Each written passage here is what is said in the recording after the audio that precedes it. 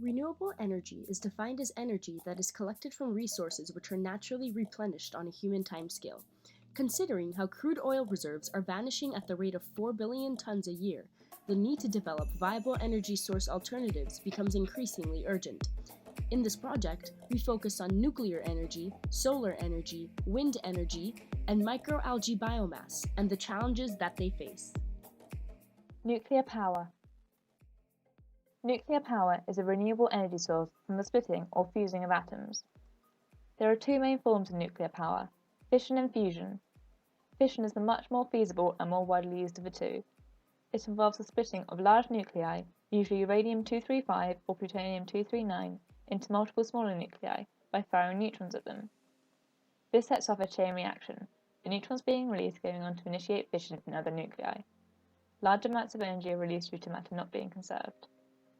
Fusion is currently not a very viable option. Much research is going into it. It involves the fusing of two nuclei, usually deuterium and tritium, to form one larger nuclei, so releasing energy. However, a large amount of energy is needed to initially overcome the Coulomb barrier to carry out fusion. Nuclear energy is already being used fairly widespread across the world. 30% of the EU's electricity is produced from nuclear power, and in the USA, 19% of the electricity they consume is from nuclear. It is currently a very viable alternative to the ever-depleting fossil fuels, and is being used as such. Nuclear power has a variety of benefits. One of these being that it's regarded as a renewable source of energy, unlike fossil fuels, so it can provide energy for many generations to come. Also, it doesn't produce the same air pollution that fossil fuels release, therefore it reduces the rate of global warming and other associated issues. In the US, it has been estimated that 64 billion metric tons of greenhouse gas emissions have been avoided due to the use of nuclear power. Another advantage is that there are few geographical or weather limitations to nuclear, unlike wind or solar, the only one being that the plant needs to be near a large body of water as it requires it for cooling. This means that nuclear power can be produced in most places, regardless of their climate or terrain, making it a viable alternative for many countries. Also, nuclear power produces large amounts of energy for relatively small amounts of fuel. 1 gram of enriched uranium-235 can provide as much energy as burning 3 tons of coal. However, nuclear power is not all good. One of the main issues of nuclear is the radioactive waste that is produced from fission.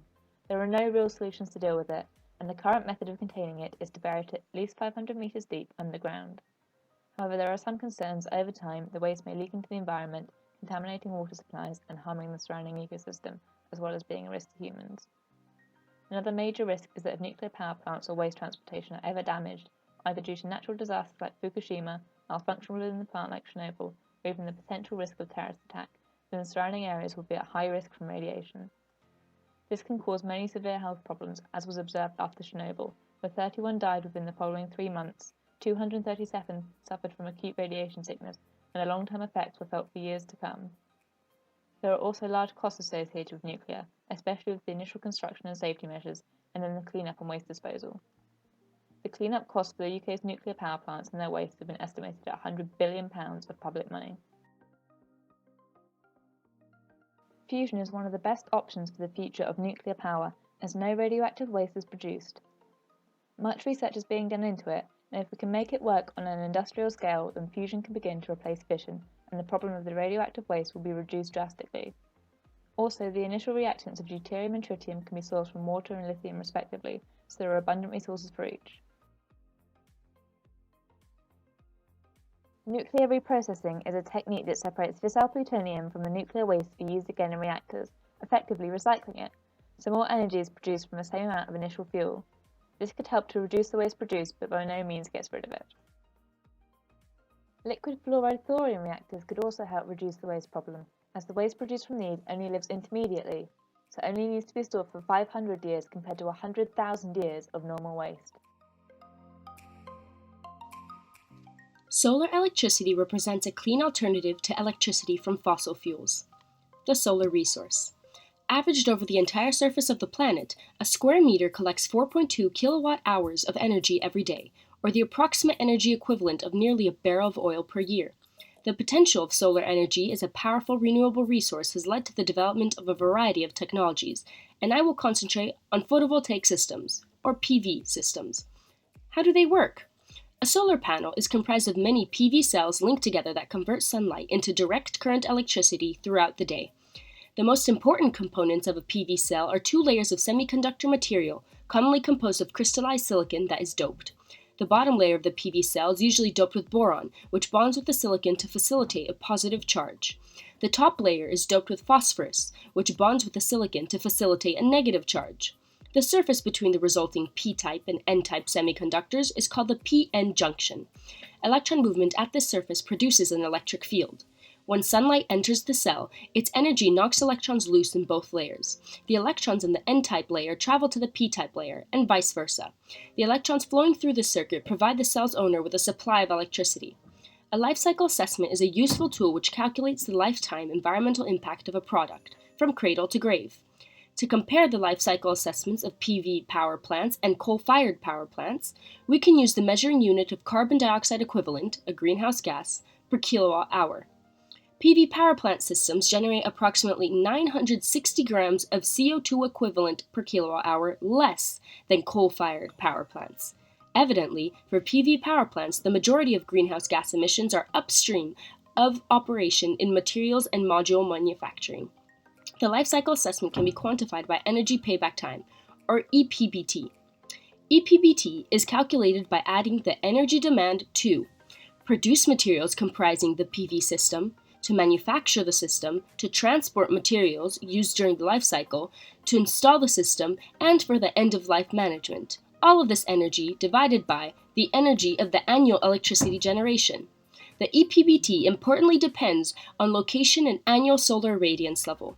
This graph demonstrates how northern European areas with lower solar irradiance levels have EPBTs of under 3 years. Considering that the technical lifetime of PV systems is 30 years or more, this means that they produce net clean electricity for more than 95% of their lifetime. Evidently, solar power systems pose a promising future for renewable energies. So what are the various challenges facing its continued growth? The first of these is their inefficiency. Efficiency can be defined as the percentage of the solar energy converted to direct current electricity by the module. Currently, the module with the highest efficiency on the market, not being tested in a lab, is only 21.5%. However, as solar cell technologies improve, PV systems have seen an evident upward trend in their efficiencies. Secondly, solar energy lacks investment. Investments in clean energy have fallen about 21% since 2011, primarily in the US. However, governments worldwide have tried to take several measures to accelerate investment. In April of 2010, the UK government established a feed-in tariffs scheme. For example, under the generation tariff, you can earn a fixed income for every kilowatt hour of electricity you generate, whether you use it yourself in your property or export it to the utility grid. So, government-supported schemes such as these can help solar energy to fulfill its potential as an alternative renewable energy source. Now then, moving on to wind energy. The first point to bear in mind when discussing wind power as its own entity is to realise that it is in fact actually an indirect form of solar energy. Having said this, it is still important to discuss it as something separate, as it is a huge contributor to the age of renewable energy. Solar radiation from the sun enters the Earth's atmosphere and is absorbed by particles in the air. This creates temperature and pressure gradients. Warm air rises and expands, while cold air condenses and sinks. This leads to a flow of air, i.e. wind. This wind drives turbines, and electricity is produced. Modern-day wind turbines aren't all that dissimilar to windmills which date back to 500 AD, showing that we've had easy-to-use renewable energy staring us in the face for hundreds of years. Now onto how the wind energy is harnessed. The wind turns with 3 blades which are connected to a shaft, which in turn rotates. This shaft connects to a gearbox, which increases the rotation speed. Next in the connection line is a generator. This converts the rotational energy into more useful electrical energy. Energy is then transmitted to a transformer, which steps up the voltage to about 30,000 volts, and so is good for distribution. The national grid then transmits the power around the country. Let's look at the pros, the reasons why wind energy is such a fantastic idea. Number 1. It's everywhere. There is loads of it, and I can't imagine we'll be running out of it very soon either. Wind is actually the second largest renewable resource available to us. 2. Once you look past the initial installation costs, there are a number of financial enticements. On a personal level, one can expect lower energy bills and profits on any excess energy produced. On a larger scale, wind energy reduced fossil fuels costs by €9.6 billion across Europe in 2012. This is expected to rise to €51 billion in 2030. 3. Over 250,000 jobs have been produced by the wind energy industry. 4. Climate change. The main reason why there have been any developments in the field. In 2011, wind energy avoided 140 megatons of carbon dioxide being emitted into the atmosphere, equating to the removal of 71 million cars from the road. This is expected to rise to the stage that in 2030, wind energy will avoid 640 megatons of carbon dioxide being emitted into the atmosphere, equating to the removal of 326 million cars from the roads. Let's look at the cons, the reasons why some people have their reservations about wind energy. 1. The noise produced. Even though turbines conform to World Health Organization regulations, this is an issue for some, predominantly in residential areas. 2. Turbines are often labelled ugly and a bit of an eyesore. 3. Threat to habitats of mainly birds is deemed an important factor, as a lack of biodiversity is feared. However, a number of wildlife preservation societies cite climate change as a much greater threat. Finally, 4. Renewable energy is fundamentally a very new industry, and so on the whole, it is quite difficult to be sure which tax bracket wind farms fall under. Hence, this increases the financial risk of investment in the industry. Finally, looking to the future. On the whole, the challenge is to make wind energy more available and more efficient, whilst also making turbines as affordable as possible. First of all, new technologies will need to reflect these goals, and to this end, it is predicted there will be 12 new models of turbines released to improve efficiency within the next decade. Secondly, at higher altitudes there are higher wind speeds, with the majority of wind available to us at altitudes above 300 feet. This is beyond the realms of current wind technology, but it's something that many companies are looking into, such as Makani Power's investment into a high-altitude kite to harness these winds. The cost is one of the major concerns that people have about wind energy. The financial aspect needs to be addressed so that we do not put people off investing in something that will change human life for the good. Offshore wind farms are the future of wind energy, primarily due to the area of expansion available, but the deeper seas and oceans present problems with the construction of current technologies. The concept of floating wind farms is something that I'm sure we will see develop at a fast rate over the next few years as the potential of wind energy is fully realised.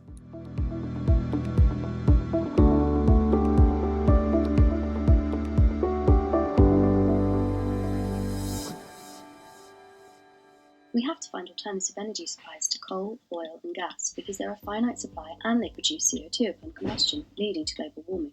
Their continued use is also causing rising oil prices. Currently, crops are being used as an alternative to this. However, they aren't very efficient, so they won't independently satisfy the high energy demand. They use costly farmland and they conflict with food supply. This is causing rising food prices. So what is microalgae and why is it better than other biodiesel sources? Microalgae uses water combined with CO2 along with solar energy to create chemical energy, biomass. It is very fast growing, can be of considerable size, and is very efficient since it has a simple cell structure, therefore creating a greater yield. It can produce a higher yield of biomass since it can contain up to 80% oil content, which enables it to produce 30 times the amount of oil per unit area of land compared to terrestrial oilseed crops. It can also provide different types of biofuels, such as methane, biodiesel or biohydrogen, and can also tolerate varying environmental conditions. For example, it can grow in a range of temperatures, saline water, and poor quality soil. These have few competing uses, and they can't be used for agriculture, therefore microalgal growth doesn't affect the food industry. The cheapest way to cultivate microalgae is by using open ponds. However, there are problems with this, including the cost of the land, water availability, climatic conditions, competition for resources, and contamination. Photobioreactors are more expensive, but they maintain a controlled temperature, don't have any contamination, and have a constant CO2 supply for photosynthesis. These aim to increase the efficiency from 1% to 9%, either by lowering the light intensity to make microalgae more efficient, or by increasing the biomass concentration to reduce the light per algal unit. The final method is raceways, where waste CO2 is captured in open shallow ponds and circulated using paddle wheels. If these are put next to coal-fired power plants, their emitted flue gas can be recycled, thus lowering CO2 emissions. Harvesting can be done in 3 different ways. Centrifugation is too expensive, flocculation using multivalent salts could contaminate the algae, whereas microbial flocculation seems to be the most useful, as cells don't get damaged and they maintain their integrity. Microalgae is then processed by pyrolysis or liquefaction.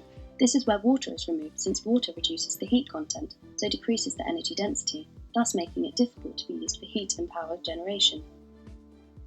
The bulk of natural oils and biofuels is in the form of triacyl glycerols or tags, which are 3 long chains of fatty acids attached to a glycerol backbone.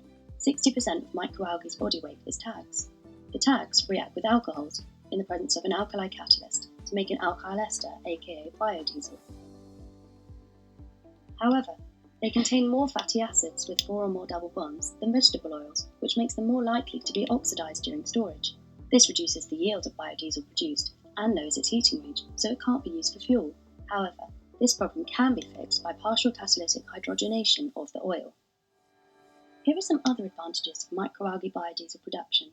Although carbon dioxide is released when the fuel is burnt, you get twice the use from it, since the microalgae could be used to fix CO2 from power plant stack gases into biodiesel. Also, if the microalgae is put adjacent to the power plant, it will reduce the fuel emissions in transport. It can also treat wastewater, as it can remove nitrogen, phosphorus, and heavy metals from water. In the future, scientists could increase the effectiveness of microalgae as a biodiesel producer. For example, they could use genetic and metabolic engineering to make the algae more efficient and thus produce more yield. They could increase its growth rate, increase the oil content in the original biomass, improve its temperature tolerance, or make the microalgae have a higher inhibition light threshold. This prevents photosynthesis from slowing down when the light intensity exceeds a certain value. In conclusion, nuclear energy, solar energy, wind energy, and microalgae biomass are important sources of renewable energies. While their use may be hindered by current challenges, their long-term development is crucial to secure the future of sustainability.